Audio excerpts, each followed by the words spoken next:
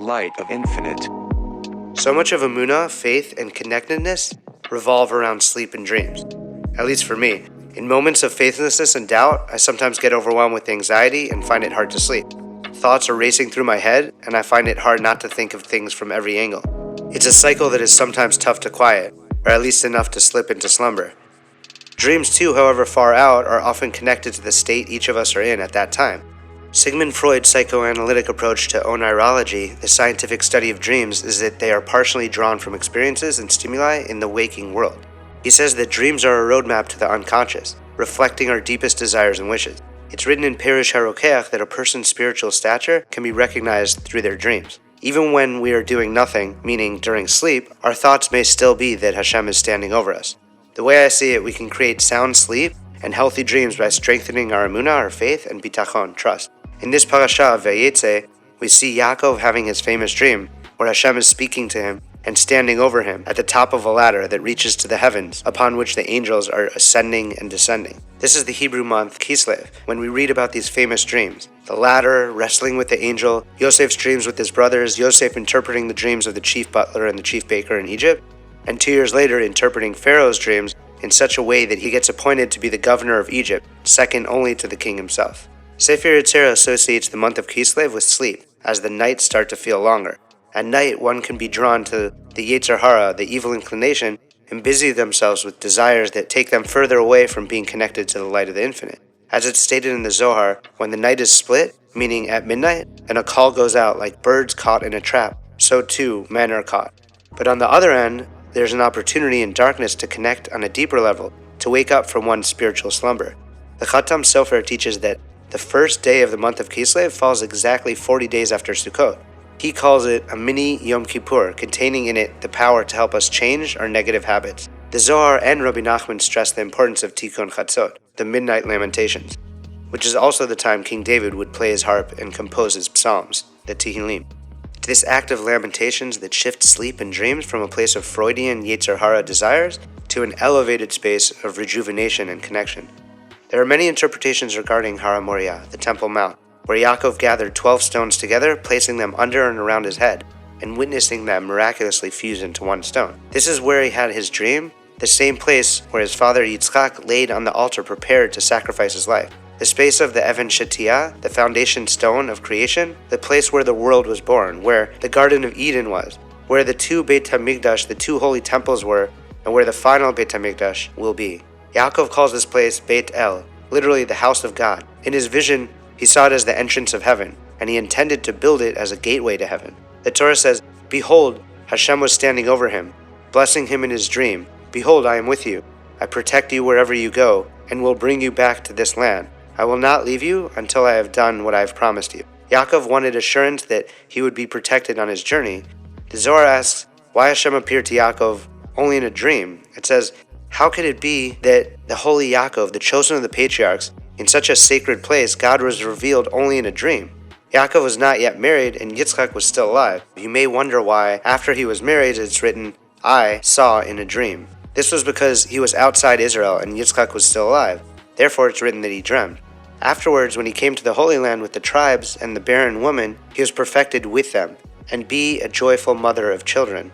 And it's written, a God appeared to Yaakov, and God spoke to Israel in the vision of the night. The reason why this is a significant question is because we see other visions in the night, a lower level revelation, through dreams with folks like Avimelech, Lavan, and Balaam. One reason the Zohar gives is because Yaakov was not yet complete. He wasn't married. Once married, he received higher level revelations. We also see that he had not yet merited to become a leader because he wasn't prepared to face things head on. When Esav entered his father's tent, Yaakov exits through the other door. When Esav threatens him, Yaakov flees. At that point, he didn't yet have the characteristics needed to be a leader. Having faith throughout hardships is difficult. We have to tap into faith in those moments just the same, because the ups come from the downs, and we need to remain faithful so that the downs eventually don't feel bad at all. It's only the weight that we allow it to carry that makes it as heavy as it seems. But when we remember it will all be for the best and it will all be good, that is when we can make it feel weightless. Hashem is promising Yaakov that he will do what he promised, but even in the journey towards that, he will not forsake him. And only later, when Yaakov encounters the angels in another dream in the next parasha, Vayishlach, is he renamed Yisrael, because he struggled with a divine being and prevailed. It was the test for him to become Yisrael, for him to lead a nation, to father the 12 tribes. When Yaakov stands on the holy ground and sees the ladder, he doesn't ask for extravagant things or wealth, as most of us would, given such an opportunity. Instead, he humbly says, "If God remains with me, if he protects me on this journey that I am making, and gives me bread to eat and clothing to wear, and if I return safe to my father's house, the Lord shall be my God." The Ralbag explains that it's not fitting for a person to be eager for wealth. Rather, he should be content with what's essential, just as we see with Yaakov, who asks only for what is essential. Similar to what we read in Mishle, "Give me neither poverty nor riches, feed me with food convenient for me." This was the prayer of Yaakov, a humble life connected to Hashem, not one connected to desires and wealth, in which one prays to God to quench the insatiable thirst for escape from the challenges of life that help us grow spiritually. In the next verse, Yaakov says, "And this stone which I have set as a pillar shall be God's abode, and of all that you give me I will set aside a teeth for you." Maaseh Hashem explains that the word kol here means whatever, implying a satisfaction with whatever he had or will receive. With Avraham, Hashem blessed him using the word bechol, with all, in a similar way, to be content with all he had. Esav, on the other hand, did not use this word, but he used the word rav a lot, because he was not content with fate, but focused on escaping life and cheating fate.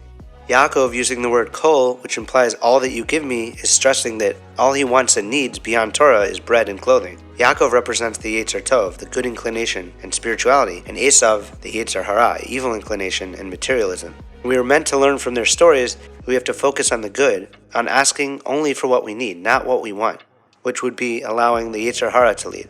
This is how we could stay in a space of faith and gratitude, instead of losing focus and falling into a space of want and unhappiness when we may not receive what we think we deserve. Yaakov didn't desire more than the essential, nor was he tempted by such things. He just wanted to be connected and not forsaken. As Rashi explains, that a person who has to beg for his bread is called forsaken, as it's written in Tehillim, "I have not seen the righteous forsaken and his seed begging for bread." I love this epic insight from Rabbeinu Bachya. This is what tzaddikim ask Hashem. They do not ask for luxuries, but only for what is essential, that without which a person cannot live. As is known, a person who seeks luxuries is subject to all types of confusion. Therefore, a person who fears Hashem should be happy with what he has and be content with less, and should not lust for luxuries. Instead, he should be happy with his awe of Hashem, and know that had it not been for this fact that man's inclination is for evil from his youth, so that he desires all the wealth and honor in this world, he would not have wanted any of the luxuries and would have not been content with necessities, because what is necessary is given by Hashem each day. This is, as we see with the manna, they gathered it for themselves each day, because they were not able to set aside manna for any length of time, and not even for one day to the next. As they trusted Hashem, he provided for them each day. We see with our own eyes how the world is conducted, with great and marvelous wisdom. Hashem takes care of his creatures and gives them what's essential. Whatever is needed more is more plentiful, and whatever is needed less, such as pearls and precious stones, is not as common in the world. But food which is necessary is common, for you will find wheat in the markets and streets, and so with water, which is more necessary than food. As for air, which is more necessary than water, you will not find a place without air. So we see that the more needed a thing is, the more available it is in this world. That's why Yaakov asked for bread to eat and clothes to wear. They are essential. He asked for the minimum, which is the way of the tzaddikim. He did not ask for luxuries because the Torah detests them, to the extent that even a king should refrain from them, as it states, "Only let him not have too many horses, and not too many wives, and he should not have an exceedingly great amount of silver and gold." Food and clothing played a part in Yaakov's receiving Yitzchak's blessings, trading lentils for the bracha, the blessing of the Bechor, the firstborn, and wearing Esav's clothes while bringing food to his father. Both food and clothing were affected by the sin in the Garden of Eden.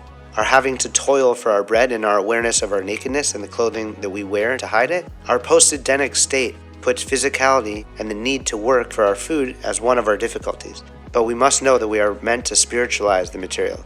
This in and of itself, a form of teshuvah coming from the word return. It's not just we who return to Hashem, but through our acts we have the ability to return all that the Infinite One has given us in this world back to a higher place, back to the source. It said that Yaakov had the same pure and holy countenance as Adam prior to the eating from the tree of knowledge, good and evil. As we covered last week, Yaakov is connected to life, both living in this world and living in it with a focus on its connectedness to the next world. He's tied to the tree of life through his humility, his visions, and sitting in the tent learning Torah, while Esav, as we covered last week, is connected to death, as explained in Breshit Rabbah in the verse, mourn the ones inching towards death. Esav is connected to the tree of death. In Breshit we read, "And I will put enmity between you and the woman, and between your offspring and her offspring. He, man, shall bruise your head, and you shall bruise this heel." And as we know, Yaakov was grasping Esav's heel, so he was named Yaakov. Yaakov and heel, Akev, share the same root. And we learn this, that Yaakov's mission and ours to never let the Sitra Achra, the other side, be victorious and trap the soul waiting for rectification. Otherwise, we become trapped by our lust for wealth, hooked by money and all the falsehoods that come from focusing on it. As Wu Tang Clan's famous anthem goes, "Cream, cash rules everything around me." Abarbanel explains that the sin of Adam and Cain is that they weren't content with the simple life, with what they were given. They strove for greater things above and beyond what they needed, and this is what led to the generation of dispersion, the Tower of Babel. The tower represented a lust so great that it inspired an attempt to reach the heavens and to be equal to God. Yaakov's dream was the holy version of the Tower of Babel. A ladder with its feet on the ground that reached the heavens, with the angels ascending and descending, with an iteruta dilatata, Aramaic for arousal from below. This is an initiative taken by a person through performing mitzvot, the commandments that elicit a reciprocal response from Hashem. This is where we could see Hashem's hashgacha prati, divine providence, the Holy One's ongoing active participation in our lives. As Rambam explains, Hashem chooses in these moments to reveal himself to an individual. Humility and gratitude strengthen bitachon and emunah. They are what keeps us connected and reveal a bit more of the Shekhinah that is in concealment in this world. In the Talmud it says, Rabbi Eliezer the Great would say, "Whoever has bread in his basket and says, 'What will I eat tomorrow?' is of little faith." This is painting a picture of someone who has what they need, but they want more. They lack bitachon, they lack trust. The Yetzer Hara tempts us to cheat fate, which would essentially be taking manna for the next day. But the Torah says when the Israelites would take the extra manna, it would always spoil. It's human nature to want more, to be scared of not having enough. Our fear makes us as if we have long-term memory loss. We forget to lean on faith and see that historically, things eventually work out for us. We can take the reassurance into the present moment and feel comforted to know that once again, we will have what we need. 3 times a day we have the opportunity to remind ourselves of this. When in the Ashrei prayer, we say, Pateach et yadecha, you open your hand and satisfy every living thing with your favor. We say it to remember that Hashem didn't only create the world in the beginning, but sustains it at every moment, breathing new life into each of us. And it is this faith that we receive all that we need from Hashem that makes us richer than any material gain. The manna represents having that faith in the present, living and experiencing the now with gratitude, dreaming in the present, not worrying or dreaming about the future. This isn't to say one shouldn't work and pray towards what one needs and wants. We all have different paths and different levels of wealth, both spiritual and physical. Some are meant to be physically wealthy. It's those people that can complete Hashem's desire for us to give to the poor and to build community and love and to spread the Torah. Each person knows where their desire for wealth comes from, whether it's a place of wanting to give or a place of constantly wanting to take. Not everyone is able to balance the spiritual and material to the extent that wealth tests each of us. For those, they are better to take some of their focus off their desire for money and toiling toward it and putting it into toiling towards Hashem, their connection with the Creator. Through living and learning Torah, connecting through tefillah, prayer, tehillim, psalms, and tzedakah, charity, even the poor are commanded to do so. There's a story which Rebbe Nachman Mendel of Vizhnitz shared regarding what Hashem told Yaakov, "For I will not forsake you until I have done that which I have spoken to you." He shared that there was a chassid that came to Reb Levi Yitzchak of Berditchev who was once extremely wealthy, but had fallen into a series of misfortunes and debts. The Rebbe suggested that he buy a lottery ticket, and God willing, he will be helped through that. The chassid replied that he didn't doubt the Rebbe if this was his advice, and he had full faith in it, but that it could take years for him to win through lottery tickets, and the creditors would surely be after him before he won his fortunes back. And beyond that, he had a daughter to marry off, and that too was an expense that he could no longer afford. So Rav Levi Yitzchak promised him that even before he won the lottery ticket, that Hashem would make money come his way. The chassid took his leave and of course immediately bought a lottery ticket. On his way home, he stayed for a night at an inn. As it turns out, a certain powerful nobleman was also staying in. That night, the noble dreamt that there was a Jew staying in the same inn, that he had a winning lottery ticket, and that he should find a way to exchange his apparently valueless ticket for the winning lottery ticket that the chassid had in his possession. The noble woke and realized it was just a dream, so he fell back into slumber. When he fell back asleep, he had the same exact dream. And this time when he woke up, he ordered his servant to find if there was a Jew staying in the same inn, and if so, to bring him immediately. The servant found the chassid and brought him to the noble's room. The noble then asked him if he was in possession of a lottery ticket. When the chassid confirmed that he had, the noble suggested they exchange tickets and that he would even pay the chassid a few gold rubles on top of whatever the ticket had cost. When the chassid confirmed that he had a ticket, The noble suggested that they exchange tickets and that he would even pay the chassid a few gold rubles on top of whatever the ticket had cost. The chassid refused, saying, "Even if you give me that number of rubles several times over, I will not exchange tickets with you." The noble was so determined to get his winning ticket that he kept increasing his offer until it reached 1,000 rubles, but the chassid still refused. At this point, the noble was livid and ordered his servant to seize the ticket and hand it over to him. After seeing this, he thought for a moment and decided to have mercy on the chassid and said, "Look, I don't want to really rob you altogether. Here, take the 1,000 gold rubles that I had offered you, as well as my lottery ticket." The chassid, feeling distraught, reluctantly accepted both the money, the ticket, and the divine providence that occurs in all things, and went on his way thinking, "This too is for the best." He continued home and married his daughter in lavish style that he would not have been able to do previously. Not long after this, the ticket which the noble had forced upon him won a great sum of money. He knew it was then time to visit the Rebbe, Rabbi Levi Yitzchak of Berdichev. Upon his arrival, the Rebbe greeted him and said, "I saw your luck was running low, indeed, so I had to send along an angelic master of dreams to persuade the noble to exchange tickets with you. I could see that his ticket was going to win and not yours. As for the 1,000 gold rubles he gave you in addition, that is because you had to marry off your daughter soon, and that's why you were granted a little salvation first, then later a great salvation." The chassid returned home and became more prosperous than he ever had been before. Rebbe Nachman Mendel of Vishnitz told this story to illustrate the meaning of the pasuk that even until the redemption that Hashem spoke of to Yaakov, he will not forsake him and will show him salvation in the meantime. When everything is running smoothly, it's easy to feel faithful because everything seems aligned. It's in those times that we can get shaken up and fall from on high back to a space of humility, back to a space of questioning, so that we can remember that it is all from the hands of Hashem, and that all that we do have has to be connected back to the source. We are meant to spiritualize the material. This is our divine mission.